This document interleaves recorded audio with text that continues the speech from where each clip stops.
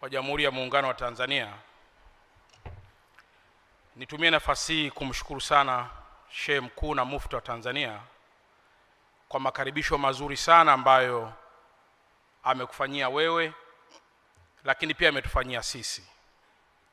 Mheshimiwa Rais, nakumbuka kisa cha Mtume Ibrahim wakati ametoka Palestina kwenda Maka kwenda kumtembelea mwanae Ismail. Hakupata makaribisho mazuri kutoka kwa yule mwanamke wa kabila la Bani Maizum, kiasi kwamba akamwambia mumeo akirudi mwambie abadilishe kizingiti.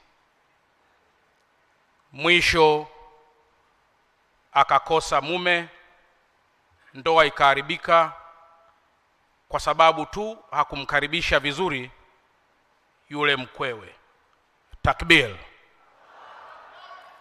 Mheshimiwa Rais, ninayo heshima kubwa, ana Mheshimiwa Dr. Jakaya anacheka.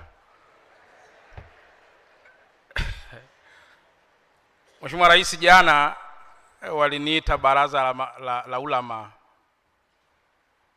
Moyo wangu ulienda mbio sana kwamba nimekosa nini tena, maana wakati wote huo mwezi mtukufu wa Ramadhani mimi huwa naitwa Sheikh Bakari. Lakini kwa kweli walikuwa tu wana propose namna kunipatia cheo pale baraza la BAKWATA, ambalo Mheshimiwa Rais nadhani watakufikishia barua kwa maombi yao ambayo wamenifanyia. Asalamu alaykum wa rahmatullahi ta'ala wa barakatuh.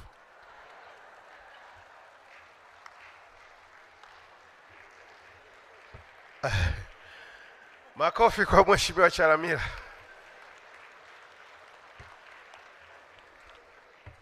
Mheshimiwa Rais, mkuu wetu wa mkoa ametoka kutoa salamu. Mheshimiwa Rais wa Jamhuri ya Muungano wa Tanzania Dr.